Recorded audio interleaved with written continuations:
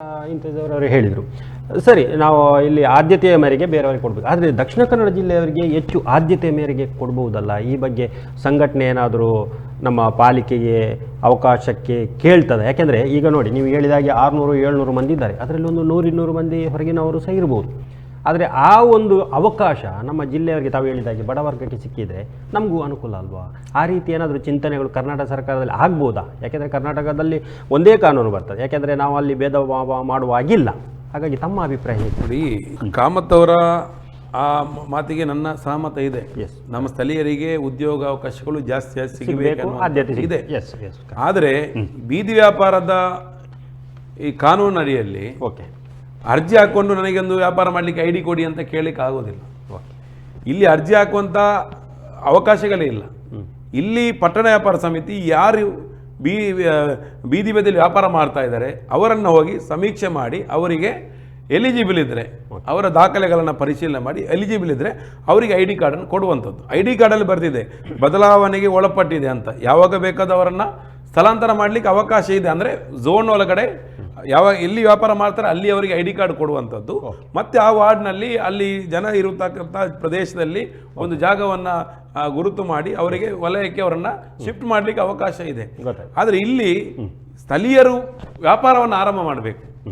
ಸ್ಥಳೀಯರು ವ್ಯಾಪಾರವನ್ನೇ ಆರಂಭ ಮಾಡದಿದ್ದರೆ ಇವತ್ತು ನಾವು ಉದಾಹರಣೆಗೆ ಮಂಗಳೂರು ನಗರ ಪಾಲಿಕೆ ಒಳಗಡೆ 2 ಕಡೆ ಅಧಿಕೃತವಾಗಿರ್ತಕ್ಕಂಥ ಸಂತೆ ಆಗ್ತದೆ. ಒಂದು ಸುರತ್ಕಲ್ಲು ಮತ್ತು ಬಿಕರ್ನಘಟ್ಟೆ.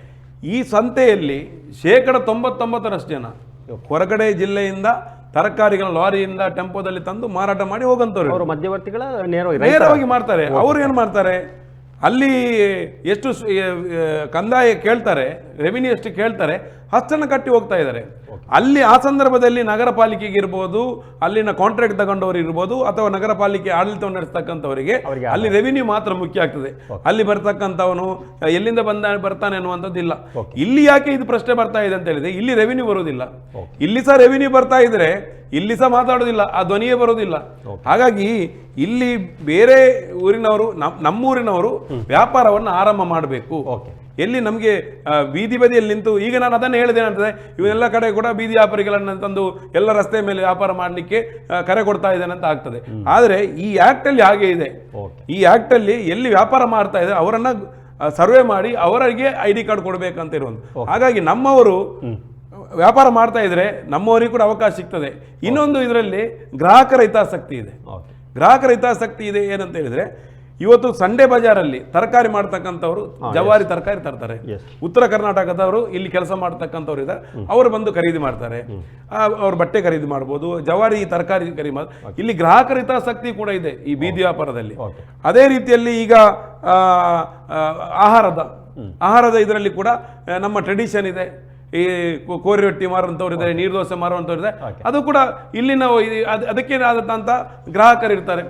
ಗ್ರಾಹಕರ ಹಿತಾಸಕ್ತಿ ಕೂಡ ಇದನ್ನು ನಾವು ಗಮನಿಸಿಕೊಂಡು ಇಲ್ಲಿ ಪಾದಚಾರಿಗಳಿಗೆ ತೊಂದರೆ ಆಗ್ತದೆ ಅನ್ನೋದನ್ನ 100% ನಾವು ಒಪ್ಕೊಳ್ತೀವಿ. ಆದರೆ ಅದೇ ರೀತಿಯಲ್ಲಿ ಪಾದಚಾರಿಗಳಿಗೆ ಅನುಕೂಲತೆಯನ್ನು ಮಾಡಿಕೊಳ್ಳೋ ಜೊತೆಯಲ್ಲಿ ಬೀದಿ ಬದಿ ವ್ಯಾಪಾರಸ್ಥರ ಬದುಕುವ ಹಕ್ಕು ಕೂಡ ಇದೆಲ್ಲ, ಅದನ್ನು ಕೂಡ ಗಮನಿಸಿಕೊಂಡು ವ್ಯವಸ್ಥೆ ಮಾಡಬೇಕೆನ್ನುವಂಥದ್ದು ನಮ್ಮ ಕಾಮತ್ರ. ಇದೀಗ ನಮ್ಮ ಮಂಗಳೂರಲ್ಲಿ ಏನಂತಂದ್ರೆ, ಯಾವುದೇ ಝೋನ್ ಮಾಡಿದ್ರು ಕೂಡ ಕನಿಷ್ಠ ಒಂದು 8,000-10,000 ಜಾಸ್ತಿ. ಅಂದ್ರೆ ಈಗ ಏನು 600 ಇಮ್ತಿಯಾಜ್ ಅವರು ಹೇಳಿದಾಗ 600-700 ಮಂದಿಗೆ ಒಂದು ಅಧಿಕೃತ ಕೊಟ್ಟಿದ್ದಾರೆ. ಆದರೆ ಎಷ್ಟೇ ಆದರೂ ಕೂಡ ಒಂದು 10,000 ಇರ್ಬೋದು. ಆದರೆ ಒಂದು 10-25 ಸಾವಿರ ಬೀದಿ ವ್ಯಾಪಾರಿಗಳು ಬಂದರೆ ಅವರಿಗೊಂದು ನಗರದಲ್ಲಿ ಹೇಗೆ ವ್ಯವಸ್ಥೆ ಮಾಡಬೇಕು, ಮತ್ತು ಎರಡನೇದಾಗಿ ಕಾಲಕಾಲಕ್ಕೆ ಈ ಬೀದಿ ವ್ಯಾಪಾರಿಗಳಿಗೆ ಕೊಡ್ತಕ್ಕಂಥ ಐಡೆಂಟಿ ಕಾರ್ಡ್ಗಳನ್ನು ಹೆಚ್ಚು ಮಾಡಲಿಕ್ಕೆ ಏನಾದರೂ ಅವಕಾಶ ಇದೆಯಾ, ಹೇಗೆ ಅಂತ ಸರ್ ತಾವು ಹೇಗೆ ಹೇಳಲಿಕ್ಕೆ ಬಯಸ್ತೀರಿ?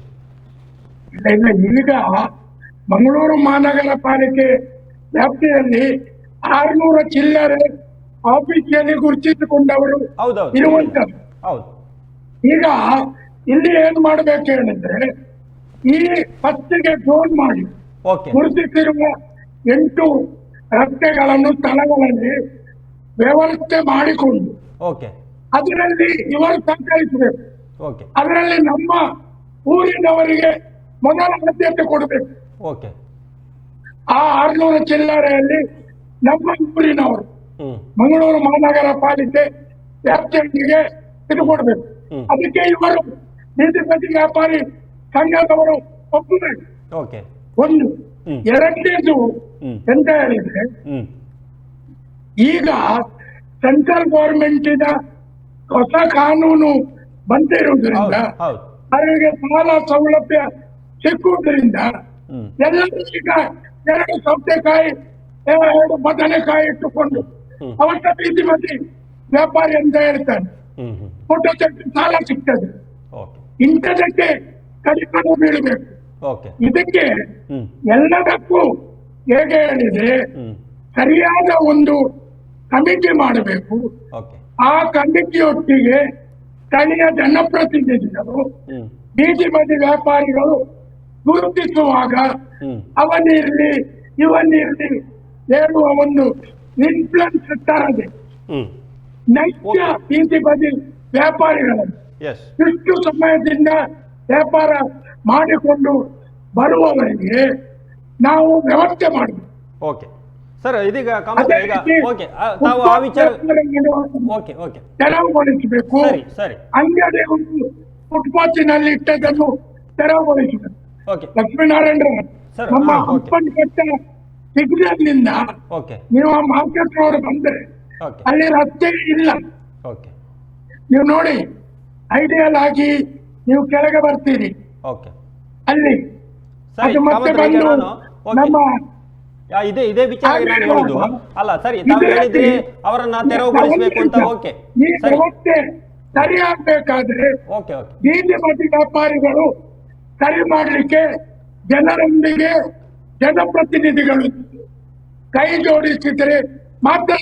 ಓಕೆ, ಮತ್ತೊಂದು ಕಾಮತ್ರ ಇದಕ್ಕೆ ಪೂರಕ ತಮ್ಮ ನೇರವಾಗಿ ಹೇಳ್ತೇನೆ. ಈಗ ಮಂಗಳೂರು ಮಹಾನಗರ ಪಾಲಿಕೆ ಏನು ಒಂದೊಂದು ಬಾರಿ ಏಕಕಾಲಕ್ಕೆ ತಕ್ಷಣಕ್ಕೆ ಈ ಕಾರ್ಯಾಚರಣೆ ಮಾಡದೆ ಏನು ಎಬ್ಬಿಸ್ತಾರೆ, ಆ ಒಂದು ವಿಚಾರದಲ್ಲಿ ಅವರು ಹಾಕಿರುವಂತಹ ಬಂಡವಾಳ ಇರ್ಬೋದು, ಬೇರೆ ಬೇರೆ ರೀತಿಯಲ್ಲಿ ಅವರಿಗೆ ಹಾನಿ ಮಾಡುವಂಥ ಒಂದು ವಿಚಾರದಲ್ಲಿ ಅವರನ್ನು ತಕ್ಷಣಕ್ಕೆ ಎಬ್ಬಿಸುವಂಥದ್ದೆಲ್ಲ ಇದು ಖಂಡನೀಯವ? ಎಷ್ಟು ಸರಿ ಅಂತ ಅಂದರೆ ಅವರಿಗೆ ಫಸ್ಟ್ಗೆ ನೋಟಿಸ್ ಕೊಟ್ಟು ನೆಕ್ಸ್ಟ್ ವೀಕ್ ನೀವು ಇಡಬೇಡಿ, ನಾಳೆ ಇಡಬೇಡಿ ಅಂತ ಮಾಹಿತಿ ಕೊಟ್ಟು ತೆರವು ಮಾಡೋದು ಒಳ್ಳೇದಾ? ಏಕಾಏಕಿ ಬಂದು ಎಲ್ಲ ಎತ್ತಂಗಡಿ ಹಾಕೊಂಡು ಹೋಗೋದು ಒಳ್ಳೇದು? ಎಂತ ವಿಚಾರ ಇದು? ಇಲ್ಲಿ ಮುಖ್ಯವಾಗಿ ಏನು ಹೇಳಿದ್ರೆ, ಜನರಿಗೆ ತೊಂದರೆ ಆಗುವ ರಸ್ತೆಗಳಲ್ಲಿ ಬೀದಿ ಬದಿ ವ್ಯಾಪಾರಿಗಳು ಕೂತುಕೊಳ್ಳದಾಗಿ, ಅದಕ್ಕೆ ಅಲ್ಲಿ ಪೊಲೀಸರಿಂದ ಸಹಾಯ ಸಹಕಾರ ತಗೊಂಡು ಬೀದಿ ಬದಿ ವ್ಯಾಪಾರಿಗಳಿಂದ ಅವರಿಗೆ ಸಮಜಾಯಿಸಿ ಅವರಿಗೆ ಬೇಕಾದ ಜಾಗದಲ್ಲಿ ಕೂತುಕೊಳ್ಳಿಸುವ ವ್ಯವಸ್ಥೆ ಮಾಡಿ, ಒಂದು ವೇಳೆ ತೆರವುಗೊಳಿಸುವಾಗ ಅವರ ಏನು ಅವರು ತಂದಿರುವಂತ ತರಕಾರಿ ಐಟಮ್ಸ್ ಅಲ್ಲದೆ ಪೆಟ್ಟಿಗೆ ಅದಕ್ಕೆ ಎಲ್ಲ ಮಹಾನಗರ ಪಾಲಿಕೆ ಹಾನಿ ಮಾಡುವುದು ಸರಿಯಲ್ಲ. ಇದನ್ನು ಪಾಲಿಕೆ ಕೂಡ ಗಮನಿಸಬೇಕು. ಬೀದಿ ಬದಿ ವ್ಯಾಪಾರಿ ಸಂಘದವರು ಸಹಕರಿಸಬೇಕು. ಓಕೆ ಇಂಥ ಸರ್, ಈಗ ನಾನು ಇದೇ ವಿಚಾರಕ್ಕೆ ತಮ್ಮ ಹತ್ರ ಬರಬೇಕಾದ್ರೆ ತಾವು ಹಲವಾರು ಬಾರಿ ಈ ವಿಚಾರಗಳನ್ನು ಹೇಳಿರುವಂಥದ್ದು ಏನಂತಂದರೆ ಬೀದಿ ವ್ಯಾಪಾರಿಗಳು ಕೂತ್ಕೊಳ್ತಾರೆ ನಿಜ, ಆದರೆ ಮಹಾನಗರ ಪಾಲಿಕೆ ಒಂದು ರೀತಿಯಲ್ಲಿ ವ್ಯವಸ್ಥೆಯನ್ನು ಮಾಡದೆ ಏಕಾಏಕಿ ಅವರನ್ನು ಎತ್ತಂಗಡಿ ಮಾಡೋದು, ಅವರ ಒಂದು ಏನು ಅಮೂಲ್ಯ ಬೆಳೆ ಬೆಳೆಯುವಂಥ ಏನೋ ಬಂಡವಾಳ ಹಾಕಿರ್ತಾರೆ ಅದನ್ನು ತಗೊಂಡು ಹೋಗುವಂಥದ್ದು, ಇದೆಲ್ಲ ಎಷ್ಟು ಸರಿ? ಮತ್ತು ಇದನ್ನು ನಿಯಂತ್ರಣ ಮಾಡಲಿಕ್ಕೆ ಮಂಗಳೂರು ಮಹಾನಗರ ಪಾಲಿಕೆ ಫಸ್ಟಿಗೆ ಒಂದು ಐಡೆಂಟಿ ಒಂದು ಜಾಗವನ್ನು ಗುರುತಿಸೋದು ಎಷ್ಟು ಮುಖ್ಯ? ಅಲ್ಲ, ಇದನ್ನು ನೋಡಿ, ಇವರು ಹೇಗಿದ್ದಾರೆ ಅಂತ ಹೇಳಿದರೆ, ನೆಗಡಿ ಆಯ್ತು ಅಂದರೆ ಮೂಗನ್ನು ಮುರಿಲಿಕ್ಕೆ ಹೋಗ್ತಾ ಇದ್ದಾರೆ. ನೆಗಡಿಗೆ ಔಷಧಿಯನ್ನು ಕಂಡುಕೊಂಡು ಅದಕ್ಕೆ ಮದ್ದು ಮಾಡಿ ನೆಗಡಿಯನ್ನು ಇದು ಕಡಿಮೆ ಮಾಡೋದ್ರ ಬದಲಿಗೆ ಇವತ್ತು ನೋಡಿ, ಕಾನೂನು 2014ಕ್ಕೆ ಬಂದಿದೆ, ನಾವು 26ರಲ್ಲಿ ಇದ್ದೇವೆ. ಈ 12 ವರ್ಷದಲ್ಲಿ ಈ ಮಂಗಳೂರು ನಗರದಲ್ಲಿ ಇರ್ತಕ್ಕಂಥ 664 ಜನರಲ್ಲಿ ID ಕಾರ್ಡ್ ಇರುವಂಥದ್ದು. ಅದರಲ್ಲಿ ಈಗ 395 ಜನ ಇಲ್ಲೇ ಇದ್ದಾರೆ. ಒಂದೇ ಒಂದು ಅರ್ಧ ಕಿಲೋಮೀಟರ್ ವ್ಯಾಪ್ತಿಯಲ್ಲಿ 400 ಜನ ಇದ್ದಾರೆ, 395 ಜನ ಇದ್ದಾರೆ. ಅವರನ್ನೂ ತೆರವು ಮಾಡ್ತಾ ಇದ್ದಾರೆ, ಬಿಟ್ಟು ಅವರಿಗೆ ವ್ಯವಸ್ಥೆ ಮಾಡಲಿಕ್ಕೆ ಆಗದಂಥ ಮಹಾನಗರ ಪಾಲಿಕೆ ಈ 12 ವರ್ಷದಲ್ಲಿ ಇವರು ಎಂತ ಮಾಡ್ತಾ ಇದ್ರು? ಇವರಿಗೆ ಆಗುವಂಥ ಇಷ್ಟೇ, ಒಂದು ಬೀದಿ ವ್ಯಾಪಾರಿಗಳ ಮಧ್ಯೆ ಇವರು ಏನು ಮಾಡಿದ್ದಾರೆ ಅಂತ ಹೇಳಿದರೆ, ಒಂದು ಲಾರಿ ತರೋದು, ಒಂದು ಬುಲ್ಡೋಸರ್ ತರೋದು, ಅವರನ್ನು ಎತ್ತಂಗಡಿ ಮಾಡಿ ಹಾಕುವಂಥದ್ದು, ಅದನ್ನು ಮಾತ್ರ ಮಾಡಿರುವಂಥದ್ದು ಬಿಟ್ಟರೆ ಇವರು ಏನು ಮಾಡಿದ್ದಾರೆ ಮಂಗಳೂರು ಮಹಾನಗರ ಪಾಲಿಕೆ ಒಳಗಡೆ ಬೀದಿ ವ್ಯಾಪಾರಿಗಳಿಗಾಗಿ ಏನು ಮಾಡಿದ್ದಾರೆ? ಪಟ್ಟಣ ವ್ಯಾಪಾರ ಸಮಿತಿ 3 ತಿಂಗಳಿಗೊಂದ್ಸಲ ಸಭೆ ಕರಿಬೇಕಂತ ಹೇಳ್ತದೆ. 5 ವರ್ಷ ಇತ್ತು ಪಟ್ಟಣ ವ್ಯಾಪಾರ ಸಮಿತಿ. ಎಷ್ಟು ಸಭೆ ಆಗಿದೆ? ಎಷ್ಟು ಸಭೆಯಲ್ಲಿ ಆಗಿರ್ತಕ್ಕಂಥ ತೀರ್ಮಾನಗಳು ಜಾರಿಯಾಗಿವೆ? ಈಗ ನೋಡಿ, ಸಾರ್ವಜನಿಕರಿಗೆ ಕೂಡ ಈ ಆ್ಯಕ್ಟ್ ಎಷ್ಟು ಚೆನ್ನಾಗಿದೆ ಅಂತ ಹೇಳಿದರೆ, ಈ ಆ್ಯಕ್ಟಲ್ಲಿ ಸಾರ್ವಜನಿಕರಿಗೆ ದೂರು ಸಲ್ಲಿಸಲಿಕ್ಕೆ ಮೇಲ್ಮನೆ ಪ್ರಾಧಿಕಾರವನ್ನು ರಚನೆ ಮಾಡಬೇಕು ಅಂತ ಇದೆ, ಸಾರ್ವಜನಿಕರಿಗೆ ದೂರು ಕೊಡಲಿಕ್ಕೆ. ಅದೇ ರೀತಿಯಲ್ಲಿ ಬೀದಿ ಬದಿ ವ್ಯಾಪಾರಿಗಳಿಗೆ ಆಗುವಂತಹ ದಬ್ಬಾಳಿಕೆ ದೌರ್ಜನ್ಯವನ್ನು ಇದು ಮಾಡಲಿಕ್ಕೆ ಕುಂದುಕೊರತೆ ಸಮಿತಿ ಕೂಡ ಇದೆ. ಯಾವುದು ನಿವೃತ್ತ ಜಡ್ಜಿನ ನೇತೃತ್ವದಲ್ಲಿ ಕುಂದುಕೊರತೆ ನಿವಾರಣಾ ಸಮಿತಿ ಇದೆ. ಇದು ಯಾವುದನ್ನು ಎಲ್ಲವನ್ನ ಕೂಡ ಹಂತ ಹಂತವಾಗಿ ಮಾಡಿದ್ರೆ ಇವತ್ತು ಈ ಸಮಸ್ಯೆ ಇರ್ತಾ ಇರಲಿಲ್ಲ. ಇವತ್ತು ಮಹಾನಗರ ಪಾಲಿಕೆ ಇವತ್ತು ಬೀದಿ ಬದಿ ವ್ಯಾಪಾರಿಗಳು ಅಂತ ಹೇಳಿದ್ರೆ ಅವ್ರು ಬರವರು, ಅವರು ವಿದ್ಯೆ ಇಲ್ಲದಂತವರು, ಕೌಶಲ್ಯ ಇಲ್ಲದಂತವರು, ಅವ್ರ ರಾಜಕೀಯ ಪ್ರಭಾವ ಇಲ್ಲದಂತವ್ರು ಅಂತ ಹೇಳಿ ಅವರನ್ನ ಕಡೆಗಣಿಸ್ತಾನೆ. ಸಾರ್ವಜನಿಕರಿಂದ ದೂರ ಬಂದಾಗ ಅವರ ಮೇಲೆ ಒಂದು ದಿನ ದಾಳಿ ಮಾಡಿ ಬಿಡುವಂತದ್ದು ಅಲ್ಲ. ಅವರ ಈ ಸಮಸ್ಯೆಗಳಿಗೆ ಒಂದು ಶಾಶ್ವತವಾದಂತಹ ಒಂದು ಪರಿಹಾರ ಕಂಡುಕೊಳ್ಬೇಕಾದ್ರೆ ಈ ಆಕ್ಟ್ ಏನಿದೆ 2014ರ ಬೀದಿ ವ್ಯಾಪಾರಸ್ಥರ ಈ ಆಕ್ಟ್ ಏನಿದೆ ಇದನ್ನ ಸಮಗ್ರವಾಗಿ ಅನುಷ್ಠಾನ ಆದರೆ ಮತ್ತು ನಿಯಮಗಳನ್ನ ಸಮಗ್ರವಾಗಿ ಜಾರಿ ಆದ್ರೆ ಇವತ್ತು ಯಾರಿಗೂ ಕೂಡ ಹೊಸದಾಗಿ ಯಾರು ಕೂಡ ಬೀದಿಯಲ್ಲಿ ಇರ್ತಕ್ಕಂಥ ಧೈರ್ಯ ಬರೋದಿಲ್ಲ. ಇಲ್ಲಿ ID ಕಾರ್ಡ್ ಇದ್ದವನು ಕೂಡ ರಸ್ತೆಯಲ್ಲಿ ಇರೋದು, ID ಕಾರ್ಡ್ ಇಲ್ಲದವನು ಕೂಡ ಅವರ ಮಧ್ಯೆ ಇರೋದು. ಝೋನು ಇಲ್ಲ, ರಸ್ತೆ ಮೇಲೇನೆ ಬೀದಿ ವ್ಯಾಪಾರ ವ್ಯಾಪಾರ ಮಾಡಲಿಕ್ಕೆ ಅಂತ ಅವಕಾಶ ಇರ್ತಕ್ಕಂಥ ಇರುವಾಗ ಇದು ಮಾಡ್ತಕ್ಕಂಥ ಇವರ ಈ ಮಹಾನಗರ ಪಾಲಿಕೆಯ ಇಚ್ಛಾಶಕ್ತಿಯ ಕೊರತೆ ಏನಿದೆ ಇದು ಈ ಸಮಸ್ಯೆಗಳಿಗೆ ಕಾರಣ. ಅವರು ಅದನ್ನ ಸರಿಪಡಿಸದೆ ಬಡವರ ಮೇಲೆ ಮತ್ತೆ ಅವರನ್ನು ದಾಳಿ ಮಾಡುವಂಥದ್ದು, ಅವರನ್ನು ಎಬ್ಬಿಸುವಂಥದ್ದು, ಅವರ ಸಾಮಾನುಗಳನ್ನು ಸರಕುಗಳನ್ನ ಲೋಡ್ ಮಾಡಿಕೊಂಡು ಹಾನಿ ಮಾಡ್ತಕ್ಕಂಥದ್ದು ಇದು ನಿಲ್ಲಿಸಬೇಕು. ಮಹಾನಗರ ಪಾಲಿಕೆಯ ಆಯುಕ್ತರಿಗೆ ನಿಜವಾಗ್ಲೂ ಕೇಳ, ನಾವು ನಿನ್ನೆ ಬಂದವರು ಏನು ಹೇಳಿದ್ದಾರೆ, ನಾವು ವ್ಯವಸ್ಥೆನೇ ಮಾಡೋದಿಲ್ಲ, ನಾವು ಸರ್ವೇನೇ ಮಾಡೋದಿಲ್ಲ ಅಂತ ಹೇಳಿದ್ರೆ ಅದು ಎಷ್ಟು ಉದ್ದಟತನದ ಮಾತದು. ಅವ್ರು ಯಾವ ಪ್ರಜಾಪ್ರಭುತ್ವ ವ್ಯವಸ್ಥೆಯಲ್ಲಿ ಇಲ್ವಾ? ಅವರು ಬದುಕುವಂತ ಹಕ್ಕಿಲ್ವಾ? ಬೀದಿ ವ್ಯಾಪಾರಿಗೆ ಬದುಕು ಹಕ್ಕಿಲ್ವಾ? ಆ ಬೀದಿ ವ್ಯಾಪಾರಿಗಳ ಬದುಕು ಘನತೆಯ ಬದುಕು ಹಕ್ಕೇನಿದೆ ಅದನ್ನು ಉಳಿಸಿಕೊಂಡು ಅವರಿಗೆ ವ್ಯವಸ್ಥೆಯನ್ನು ಮಾಡಬೇಕು. ಪಾದಚಾರಿಗಳಿಗೆ ಕೂಡ ಸುಪ್ರೀಂ ಕೋರ್ಟ್ನ ಆದೇಶ ಏನಿದೆ ಅದನ್ನ ಗೌರವಿಸಿಕೊಂಡೇ ಪಾಲನೆ ಮಾಡುವ. ಅದೇ ರೀತಿಯಲ್ಲಿ ಪಾದಚಾರಿಗಳಿಗೆ ತೊಂದರೆ ಆಗದ ರೀತಿಯಲ್ಲಿ ಬೀದಿ ವ್ಯಾಪಾರ ಮಾಡ್ಲಿಕ್ಕೆ ಅವಕಾಶ ಇರತಕ್ಕಂಥ ಜಾಗದಲ್ಲೂ ಕೂಡ ಅವಕಾಶ ಇಲ್ಲ ಅಂತ ಆದ್ರೆ ಅವರ ಬದುಕು ಏನಾಗಬೇಕು? ಅವರ ಬದುಕಿನಿಂದ ಅವರಿಗೆ ಅವರ ಕುಟುಂಬ ಇದೆ, ಅವರ ಮಕ್ಕಳನ್ನ ಸಾಕುವಂಥದ್ದಿದೆ, ಅವರ ತಂದೆ ತಾಯಿ ಸಾಕುವಂಥದ್ದಿದೆ. ಇದೆಲ್ಲ ಜವಾಬ್ದಾರಿ ಹೊತ್ಕೊಂಡು ಅವರು ಬೀದಿಯಲ್ಲಿ ನಿಂತಿರ್ತಕ್ಕಂಥದ್ದು. ಹಾಗಾಗಿ ಇದೆಲ್ಲ ಅಂಶಗಳನ್ನ ಗಮನದಲ್ಲಿಟ್ಟುಕೊಂಡು ಮಹಾನಗರ ಪಾಲಿಕೆ ಬೀದಿ ವ್ಯಾಪಾರಿಗಳ ಈ ಒಂದು ಸಮಸ್ಯೆ ಏನಿದೆ ಅದಕ್ಕೆ ಪರಿಹಾರವನ್ನು, ಶಾಶ್ವತ ಪರಿಹಾರವನ್ನು ಕಂಡುಕೊಳ್ಳಿಕ್ಕೆ ವ್ಯವಸ್ಥೆ ಮಾಡಬೇಕು. ಓಕೆ ಕಾಮತ್ ಅವರೇ, ನಮ್ಮ ಸಮಯ ಮುಗಿತಾ ಬಂತು. ಕೊನೆಯ ಪ್ರಶ್ನೆ, ಈಗ ಈ ಬೀದಿ ವ್ಯಾಪಾರಿಗಳ ಮೇಲೆ ಏನೊಂದು ಬಹಳಷ್ಟು ಒಂದು ಆಸಕ್ತಿಯಿಂದ ಕಾರ್ಯಾಚರಣೆ ಮಂಗಳೂರು ಮಹಾನಗರ ಪಾಲಿಕೆ ಮಾಡುವಂಥದ್ದು. ಆದರೆ ತಾವು ಈ ಹಿಂದೆ ಬಹಳಷ್ಟು ಹೋರಾಟ ಮಾಡಿದವರು ಏನಂತಂದರೆ, ನಮ್ಮ ಫುಟ್ಪಾತ್ಗಳನ್ನು ಎದುರು ಹಾಕ್ಕೊಂಡು ಕೆಲವೊಂದು ಏನು ದೊಡ್ಡ ದೊಡ್ಡ ಬಿಲ್ಡಿಂಗ್ಗಳನ್ನು ಕಟ್ಟಿದ್ದಾರೆ, ಕೆಳಗೆ ಪಾರ್ಕಿಂಗ್ ಇಲ್ಲ, ಅವರು ರಸ್ತೆ ಬದಿ ನಿಲ್ಲಿಸ್ತಾರೆ. ಇವುಗಳನ್ನು ಕೂಡ ಇವರು ಇದೇ ಆಸಕ್ತಿಯಿಂದ ತೆಗೆಸುತ್ತಿದ್ದರೆ ಇವತ್ತು ನಮ್ಮ ಮಂಗಳೂರಿನ ಫುಟ್ಪಾತ್ಗಳು ಇನ್ನಷ್ಟು ಅಗಲಾಗ್ತಿತ್ತು ಅಂತ ಅನಿಸ್ತದ? ಕೊನೆಯದಾಗಿ ಒಂದೇ ಅಂತ ಹೇಳಿದ್ರೆ, ಇಲ್ಲಿ ಯಾರಿಗೂ ತೊಂದರೆ ಆಗದ ರೀತಿಯಲ್ಲಿ, ಯಾರಿಗೆ ಫುಟ್ಪಾತ್ ವ್ಯಾಪಾರಿಗಳಿಗಾಗಲಿ ಜನರಿಗೂ ತೊಂದರೆ ಆಗದ ರೀತಿಯಲ್ಲಿ ಜಿಲ್ಲಾಡಳಿತ ಜನಪ್ರತಿನಿಧಿಗಳು ಎಲ್ಲರನ್ನೂ ಒಟ್ಟುಗೂಡಿಸಿಕೊಂಡು ಒಂದು ವ್ಯವಸ್ಥೆ ಮಾಡತಕ್ಕದ್ದು. ಪಾಲಿಕೆ ಕೂಡಲೇ ಒಂದು ಸಮಿತಿಯನ್ನು ಮಾಡಬೇಕು. ನೋಡಿ, ಈ ಸಮಿತಿ ಮಾಡಲಿಕ್ಕೆ ಪೇಪರ್ನಲ್ಲಿ ಆ್ಯಡ್ ಕೊಟ್ಟು ಕರೆದು ಅಪ್ಲಿಕೇಶನ್ ತಗೊಂಡು 1 ವರ್ಷ ಆಗ್ಲಿಕ್ಕೆ ಆಯ್ತು, ಇನ್ನೂ ಕಮಿಟಿ ಮಾಡಲಿಲ್ಲ. ಮೊನ್ನೆ ಶಾಸಕರು ಮೀಟಿಂಗ್ ಮಾಡಿದ್ರು, ಅಟ್ಲೀಸ್ಟ್ ಹಳೆ ಕಮಿಟಿಯಲ್ಲಿ ಇದ್ದವರನ್ನು ಕೂಡ ಕರೆಯಲಿಲ್ಲ. ಇದು ಮಹಾನಗರ ಪಾಲಿಕೆ ಮಾಡುವಂತ ದ್ರೋಹ. ಹಾಗಾದ್ರೆ ಇವರಿಗೆ ವ್ಯವಸ್ಥೆ ಕರೆ ಮಾಡಬೇಕು ಹೇಳುವ ಒಂದು ಇಚ್ಛಾಶಕ್ತಿ ಇರ್ತಿತ್ತು, ಹೀಗೆ ಮಾಡ್ತಿರ್ಲಿಲ್ಲ.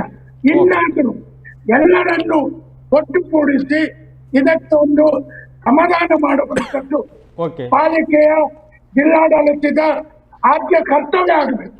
ಓಕೆ ಸರ್, ಕೊನೆಯದಾಗಿ ಇಮ್ತಿಯಾಜ್ ಅವರೇ, ಇದೀಗ ಟೌನ್ ವೆಂಡಿಂಗ್ ಕಮಿಟಿಯನ್ನು ನಾವು ಮತ್ತೆ ಪ್ರಸ್ತುತ ಈಗ ಈ ಒಂದು ಸಮಸ್ಯೆಗಳಿಗಾಗಿ ಸರ್ವೆ ಮಾಡಿ ನೋಂದಣಿ ಮಾಡಿ ವ್ಯಾಪಾರ ಝೋನ್ ಗುರುತಿಸುವವರೆಗೆ ಬೀದಿ ವ್ಯಾಪಾರಿಗಳಿಗೆ ಅವಕಾಶ ಮಾಡಿ ಕೊಡಬೇಕು ಪಾಲಿಕೆ ಅಂತ ಅನಿಸ್ತದ? ಕೊನೆಯದಾಗಿ ತಮ್ಮ ಖಂಡಿತವಾಗಿ ನಾವು ನಮ್ಮ ಪ್ರಮುಖವಾಗಿರ್ತಕ್ಕಂಥ ಬೇಡಿಕೆ ಅದೇ.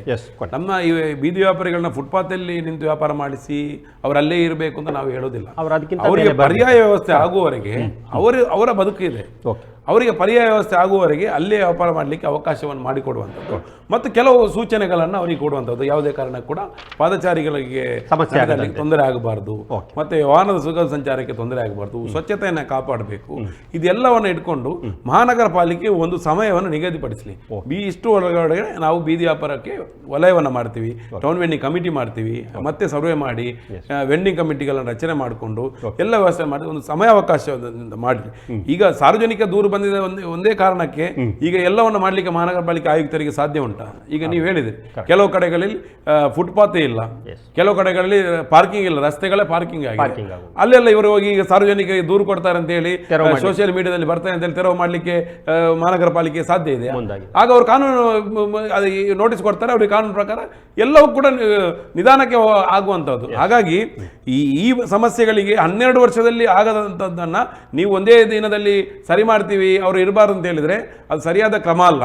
ನಿಮ್ಮ ತಪ್ಪು. 12 ವರ್ಷದಿಂದ ಅದಕ್ಕೆ ಬೇಕಾಗಿರ್ತಕ್ಕಂಥ ವ್ಯವಸ್ಥೆ ಮಾಡದೇ ಇರತಕ್ಕಂಥ ಮಹಾನಗರ ಪಾಲಿಕೆಯ ತಪ್ಪು. ಹಾಗಾಗಿ ಪರ್ಯಾಯ ವ್ಯವಸ್ಥೆ ಆಗುವವರೆಗೆ ಸಂಡೆ ಬಜಾರ್ ಇರ್ಬೋದು, ಬೀದಿಯಲ್ಲಿ ವ್ಯಾಪಾರ ಮಾಡ್ತಕ್ಕಂಥ, ರಸ್ತೆಗಳ ಬದಿಯಲ್ಲಿ ವ್ಯಾಪಾರ ಮಾಡ್ತಕ್ಕಂಥ ಇರ್ಬೋದು, ಎಲ್ಲರಿಗೂ ಕೂಡ ಒಂದು ಅವಕಾಶವನ್ನು ಮಾಡಿಕೊಟ್ಟು ಅವರ ಬದುಕಿಗೆ ತೊಂದರೆ ಆಗದ ರೀತಿಯಲ್ಲಿ ಒಂದು ಶಾಶ್ವತವಾದಂಥ ಒಂದು ಪರಿಹಾರ ಆಗಬೇಕು ಅಂತ ನಮ್ಮದೊಂದು ಬೇಡಿಕೆ. ಓಕೆ.